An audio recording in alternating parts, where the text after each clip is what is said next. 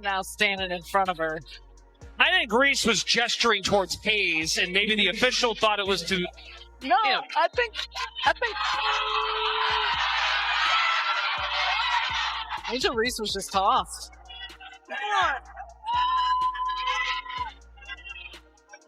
Well, there's her first. So then she got out there. The social media meltdown commenced. Unbelievable. Right here. I mean, seriously. Happy Black History Month. Y'all know I had to be the first. Angel Reese believed she could make a cunning play by slapping the ball and tripping Tiffany Hayes in the process. But did she really think no one would notice? The rollout.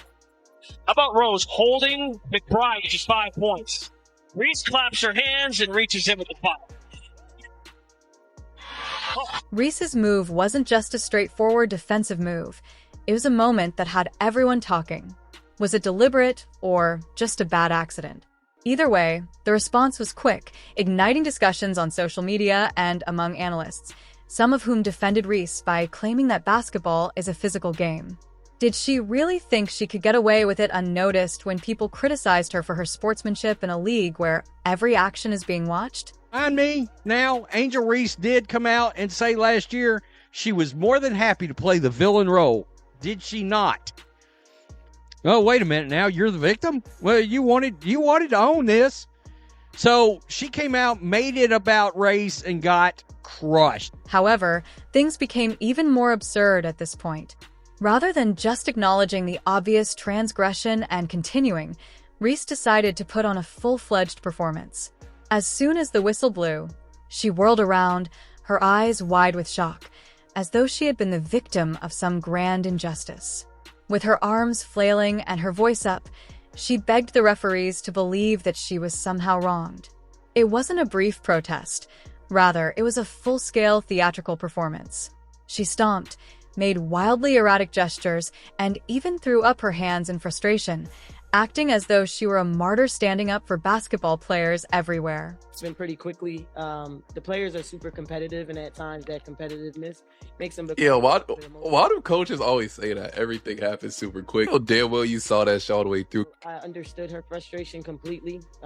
She'll just, she'll grow from that in terms of keeping her composure because she had 15 rebounds. Who's to say she wouldn't have been able to do that in the second half and then end up having 25 to 30 rebounds? So my conversation was just, I just wanted clarity around, what she said, just so that I could have a conversation with her after the game about it. But still a super young player, so she's growing. It was a moment that demonstrated that no amount of theatrics could overshadow a clear foul, no matter how much someone tried to act their way out of it. The referees weren't buying it. They saw through the exaggerated reactions and stuck to the rule book. No amount of screaming, yelling, or dramatic hand gestures could undo what had just happened. The call had been made, and there was no going back, despite her frantic attempts to persuade the officials. She's been strutting around the court like a basketball diva, throwing elbows like she's in a WWE match, and complaining like a customer who didn't get enough fries in their order. Let's be honest, she's been given more free passes than a VIP at an exclusive nightclub, but this time, the basketball gods had had enough and justice was served with a swift ejection. Angel Reese is finally getting ejected. Choke someone, or as long as someone doesn't punch another person, you don't choke them.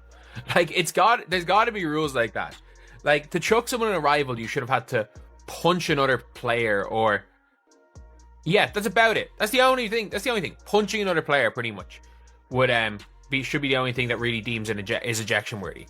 But no, Angel Reese trash talking Tiffany Hayes got her chucked. And if you've ever watched Angel Reese play, you already know that every game revolves around her as if she is the face of women's basketball. Forget teamwork, forget strategy. This is the Angel Reese experience, and everyone else is just background noise. When things didn't go her way, she didn't just accept it and move on like a professional. Oh no, that would be too easy. Instead, we got the entire Broadway production, complete with exaggerated arm movements, pacing, and passionately arguing with the referees as if she could somehow persuade them they had made a terrible mistake merely to garner attention. She literally got ejected and had threw a fit. a temper tantrum like a 2-year-old, threw a fit on social media, and then says, I can't wait to get back to Chicago, man. Oh, man. It's crazy. It really is. At one point, it seemed more like she was trying out for an Oscar than playing basketball because of the extravagant size and the exaggerated reactions. If she had won a Sports Meltdown Award for Best Performance, she would have taken home the trophy, but the referees weren't having it and gave her the ejection she so richly deserved. For once, the game could continue without the Angel Reese antics, and perhaps even basketball became a little more subdued that day. Alright, I thought this was pretty funny. Angel Reese got ejected tonight from the Unrivaled basketball game, and then here she is, just, sneaking her way back in on the sidelines. This is a textbook, after all. Angel Reese complains when a call doesn't go her way, throws herself into the spotlight when a game doesn't revolve around her, and then plays the victim when everything blows up in her face. It's really exhausting at this point, and she was out there looking like an air traffic controller attempting to direct a plane in for landing. Yes, we've seen this before. It's classic. Some players go on after receiving a poor call on the chin, while others express some annoyance before locking back in. But Angel? Oh no, she's making it a whole performance. There on the court is a one-woman Broadway production of Oscar-worthy dramatics. Damn, somebody said, why are they playing in the bubble? Same thing I said, man. I can't watch Unrivaled, bro. Like, it definitely looked like bubble basketball. Somebody said Tiffany Hayes doesn't seem to like her. Yeah, Tiffany Hayes threw her hands up, pointed to the referee like, get her the hell out of here, bro. She ain't trying to deal with Angel. The only things that were missing were slow motion replay and background music, but this time the referees really had enough and hit her with a technical. In all honesty, there's a fine line between expressing emotion and making a bad call, and when Reese crossed it, the referees finally said, yeah, no, we're not doing this today, and let's be honest, yelling at a referee has never once reversed a call in the history of sports. It's like trying to argue with your GPS after it has already rerouted you. You just have to accept it and move on before you end up even more lost. I actually am defending Angel Reese. I think that was a soft-ass call. First of all those fans came out there, all 322 fans came out there to watch Angel Reese, right? Spent their hard-earned money. And you know what? I'll be so mad. I flew all the way to Miami, took a rental car to Medley to find that dinky arena and watch Angel Reese get kicked out in the second quarter. And that was a soft-ass call, by the way. That was some bull crap. Now that Angel Reese was removed from the game, most people expected that everything would fall apart, which made reasonable. This is where things start to get really interesting. Without her, many would have expected the team to falter, lose steam, and struggle to keep up. But amazingly, that wasn't the case at all.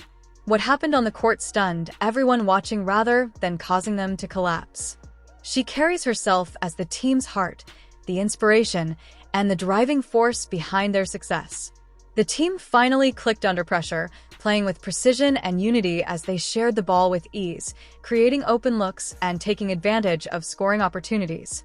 They also discovered a new rhythm, played with greater intensity, and displayed an unexpected resilience that left fans and analysts in disbelief. With Reese out of the picture, the Rose unleashed an unstoppable performance, showcasing some of their finest basketball to date. Every possession was played with purpose. Every shot was taken with confidence, and there were no typical distractions. The players performed like a well-oiled machine, demonstrating their full ability. She gets ejected, only plays 7 minutes, and her team wins. I mean, how does that happen? She had 15 rebounds. It just so happened she had 5 offensive ones, and she missed 5 shots. I'm just throwing that out there. But wow. Okay. Yeah, I don't know why that happens, but the less she plays, the more successful her teams are. And a statement as the ultimate result, victory 83-69 was a resounding victory that dispelled any doubt about their ability to dominate. They didn't just win. They dominated the game from beginning to end. There was no drama or needless distractions, just pure focused basketball. It was clear that this wasn't just another game. Rather, it was a reminder that discipline, teamwork, and a shared commitment to success could turn a squad into something greater than the sum of its parts, and they accomplished it all without Angel Reese. That must have hurt. It's almost as though she wasn't the reason for their success in the first place. Hi, Team Rose. Okay, let me just let y'all in on a little secret. Only the baddies can get in Team Rose. You gotta get in the villa. Baddies Club Villa. You gotta be able to get in the villa. The baddest, the flyest, hoopers, set records. We play defense too. People have been comparing Angel Reese to Caitlin Clark as though they are on the same level, but let's face it, the numbers don't lie. Every time Caitlin Clark takes the court, people pay attention because she is breaking records, improving women's basketball, and repeatedly demonstrating that she is superior. In contrast, Angel Reese doesn't attract the same level of attention or have the same impact on the game as Caitlin, and to be honest, I doubt that she will ever meet Caitlin. Caitlin Clark, in any manner, Caitlin Clark's mere presence elevates every game to a spectacle. People don't just watch Caitlin Clark. They must watch her because she makes every game come to life and makes their ticket price worthwhile. The excitement isn't just driven by the media. It's supported by statistics, fan interaction, and undeniable skill. Without her, it would be like Silent Night, dull and forgettable. We've talked ticket sales and we've talked viewership. Now let's talk about regular season viewership, not draft viewership. Regular season viewership, it grew by 20% in 2023. It's grown by 180% now, which means it would take another 5 or 6 years to do what Caitlin Clark has done. So between draft day viewership, which is up 400% to 40%, between ticket sales, which is up 93% to 16%, between regular game viewership, which is up 180% to 20%. The statistics reveal something different when Angel Reese on the court. Instead of setting an example and letting her performance speak for itself, she spends far too much time contesting calls, confronting referees, and igniting needless controversy. At this point, the constant comparisons between her and Caitlin Clark need to stop. Viewership declines, engagement drops, and the energy surrounding the game seems to be waning. It's becoming more and more clear that she isn't the attraction she imagines herself to be. Fans tune in for her talent, skill, and competitive spirit, not for endless arguments with officials or theatrics that overshadow the actual game.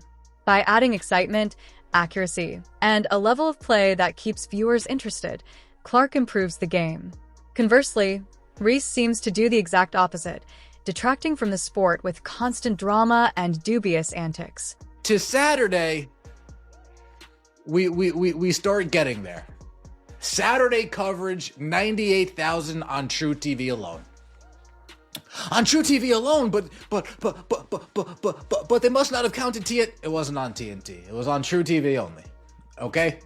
It was on True TV only. So no TNT numbers, no HBO Max numbers. Lunar Owls on True TV, 118,000. Missed Rose on True TV, 76,000. When she became the first player ever to be expelled from the unmatched league, yes, the first ejection in a league created to honor the top level of women's basketball, her inability to remain composed hit a new low.